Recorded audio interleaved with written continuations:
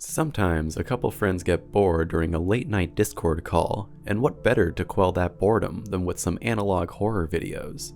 That call is of course lost media, but still I've seen people make analog horror out of properties that aren't scary before, like Super Mario Logan or Queso or The Annoying Orange.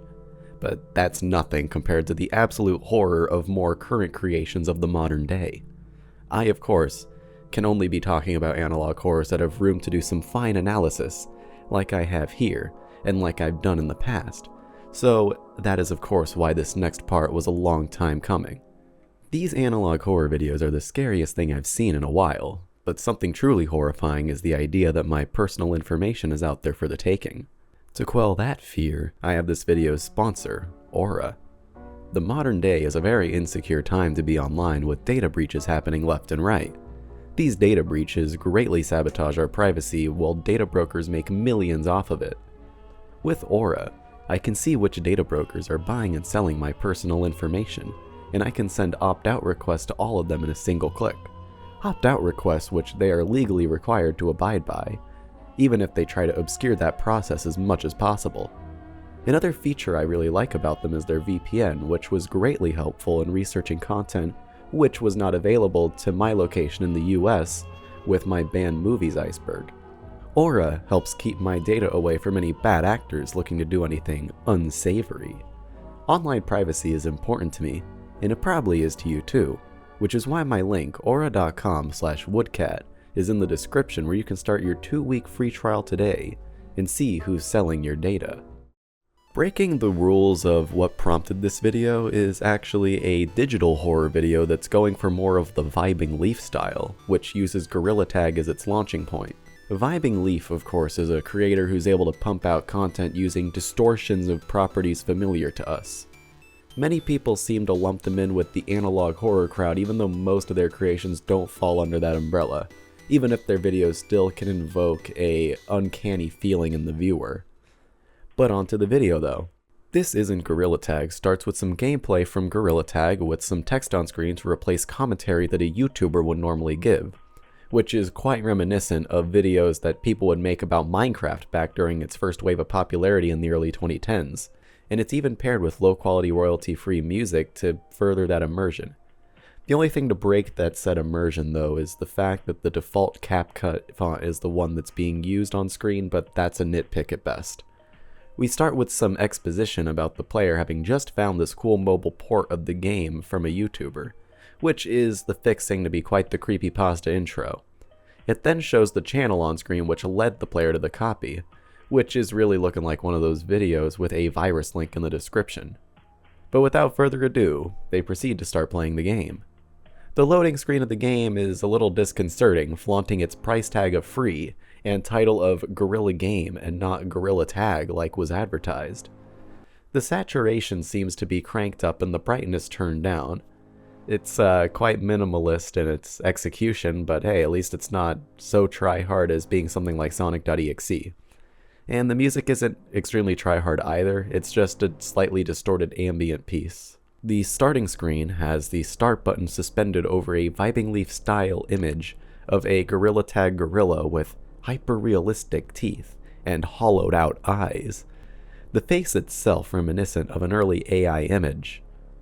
The game loads and a character with just a mouth and the word minigame on his body tells us that he left his tokens in the mine and he needs them to be retrieved. Our player gets hit with the button to start the game and thus proceeds the challenge. The challenge begins and the player is alone in the mines looking for tokens, having only a wash of noise to keep them company. Buttons on screen are used to navigate around the mines, which is a complete betrayal of the premise of Gorilla Tag, which would be almost the sickening range of free movement. Some navigation later and a token is found. A good amount of time is spent searching for the next token, but some faint footsteps are now audible. Instead of a token, the player finds a demented gorilla approaching, only the side of its face slightly unobscured. The player starts pressing their buttons in an attempt to escape the gorilla of the mines, as quickly paced scattering can be heard. Another token is found amidst the chase, which the player takes as a sign of safety and just meanders in the same spot for a few seconds. This was not the move. The mine gorilla jump scares the player, ending their attempt to collect the tokens. The gorilla who gave the task says that the player only collected 2 out of the 3, which means that he's pretty disappointed in the player. The video ends with a black screen saying, "That wasn't Gorilla Tag," along with the frowning face. And yeah, I'm willing to bet that that wasn't Gorilla Tag.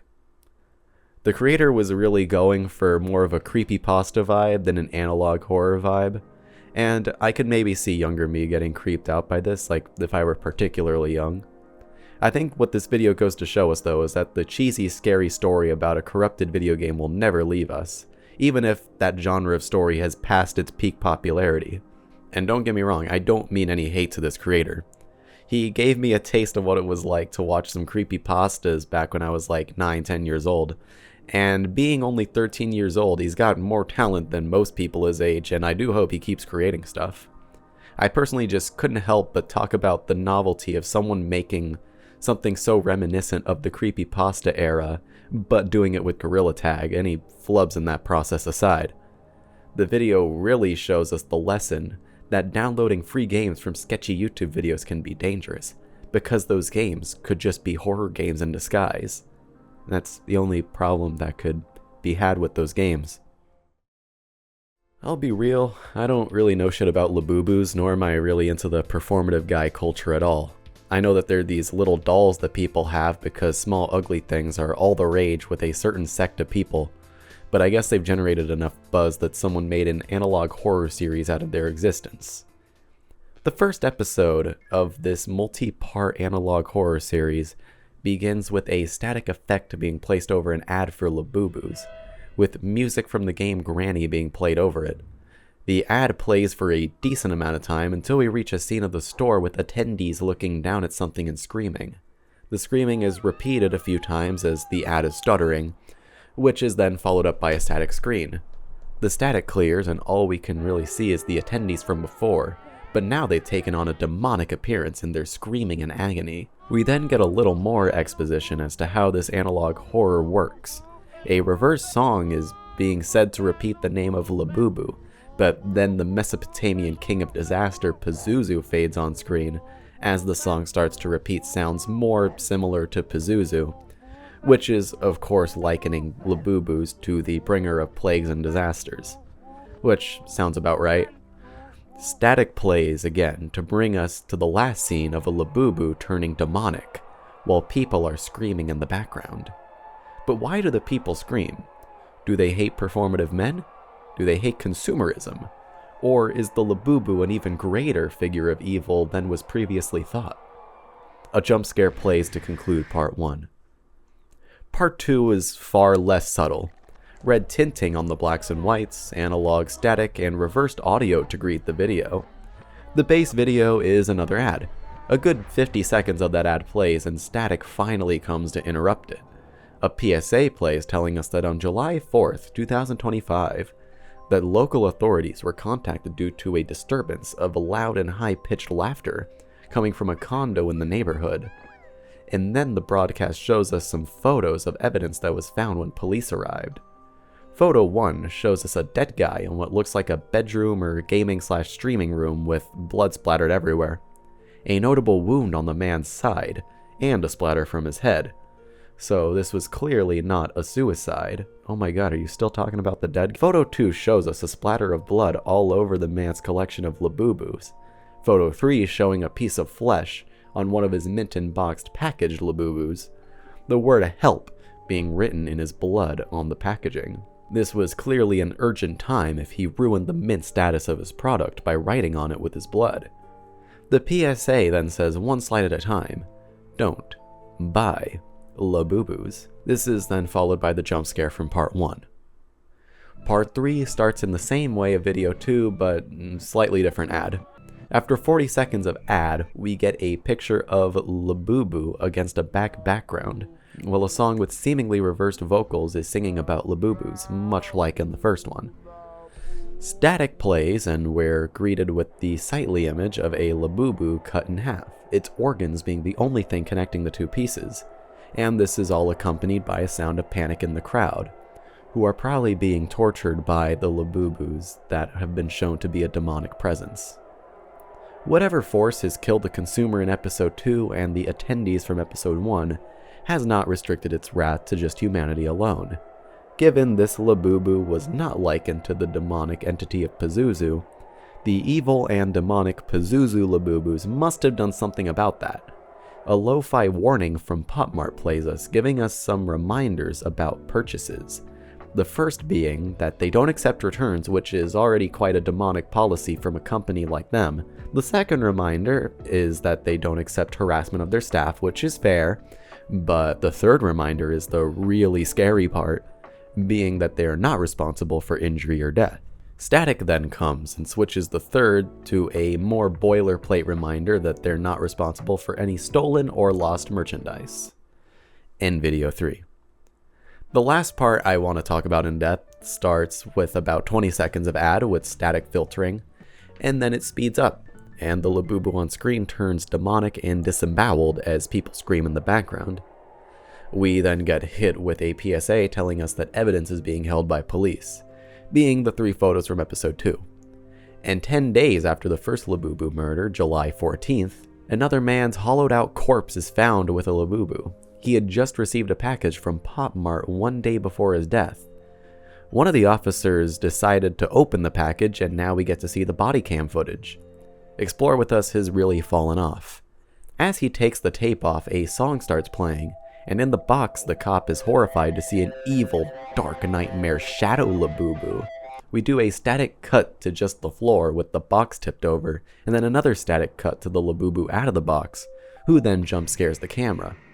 The video ends with an ad for the shadow Labubu, and not an ad in the sense that they're advertising to a fictional audience in this world.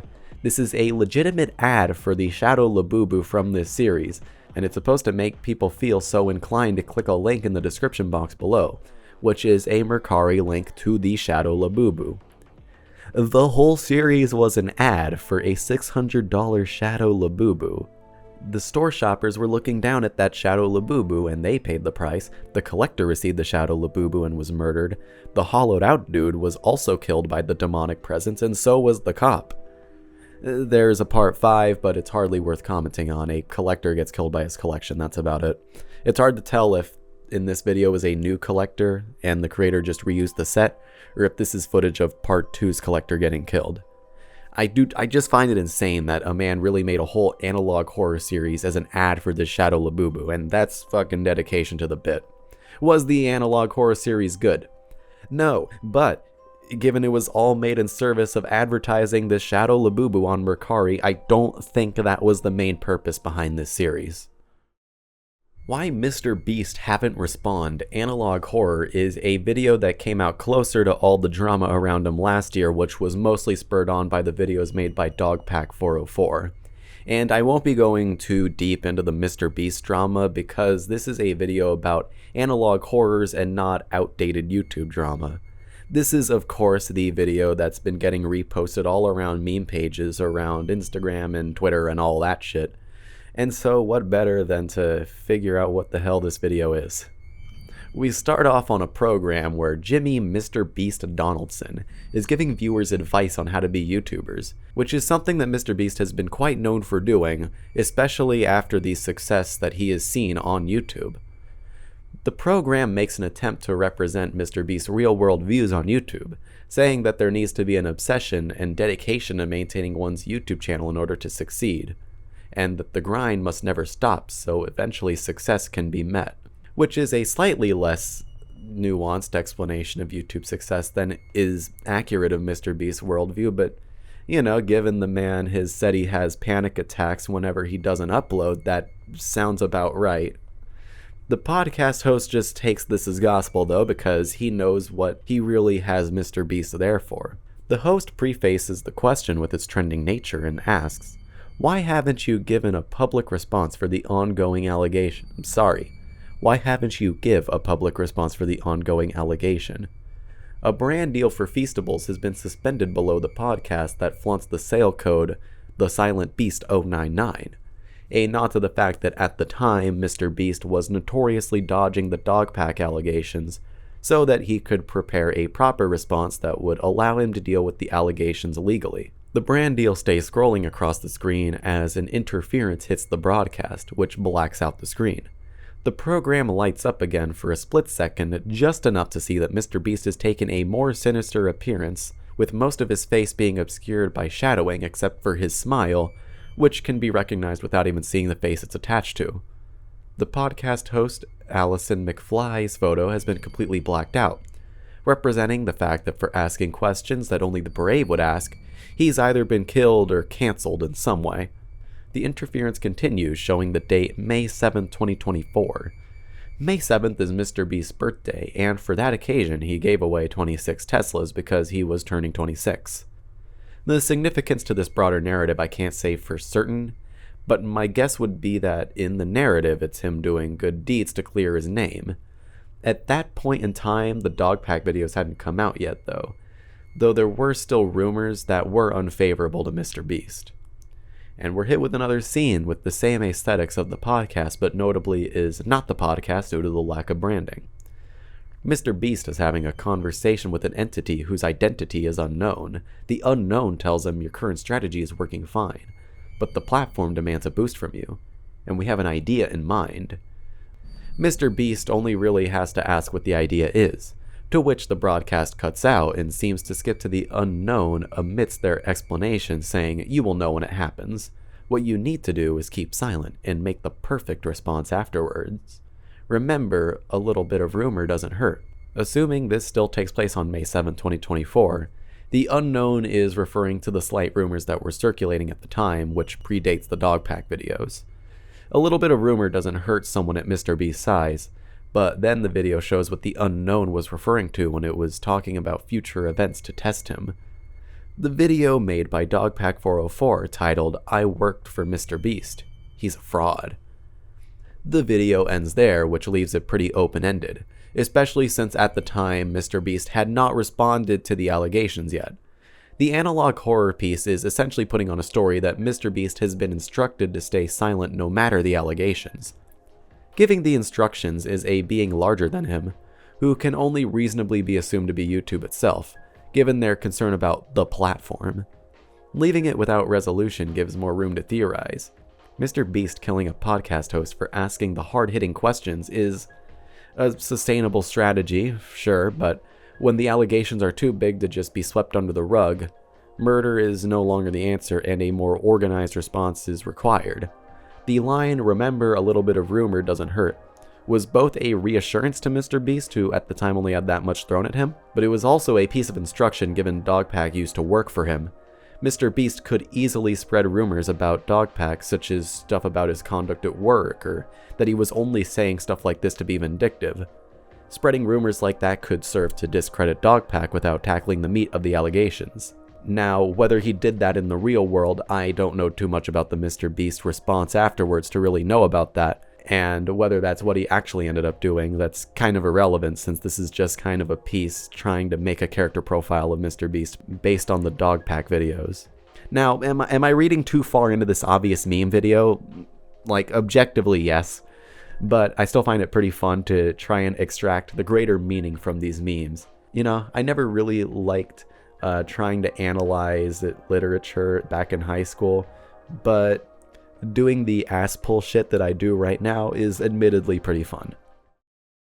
And that's about it for the analog horror series that I will be talking about in this video. I didn't want to make this video with too much hatred, much like with the other part, because I'm really not here to hate on these people who are making an earnest attempt to try and create something, even if they're doing it to varying degrees of sincerity. I find it pretty cool that people decide that they want to take whatever topic they want and just make an analog horror out of it. You know, contrary to popular belief, I don't think that the entire genre is just completely ruined because less people are making it with sincere intent and less people are making it with actual quality. There is, of course, a lot to talk about with the trajectory of the analog horror genre and how much it's just being milked for views by people who aren't making anything interesting with it, and trust me, I will tackle that topic on a different day. Because, as I mentioned in the intro, I was on a call with my friend trying to look for analog horror series to look at, maybe poke fun at, or maybe just actually try and analyze. But more often than not, me and him would find things that just had absolutely nothing to analyze and were super boring, just one-off, just PSAs. I might name the video something like Analog Horror Has a Slot Problem. You know, just a little nod to my boy Raymundo's video about YouTube commentary, and you know, maybe hopefully I don't get canceled by the analog horror community in the same way he did by the commentary community. So yeah, that's about it. I'll see you in the next one.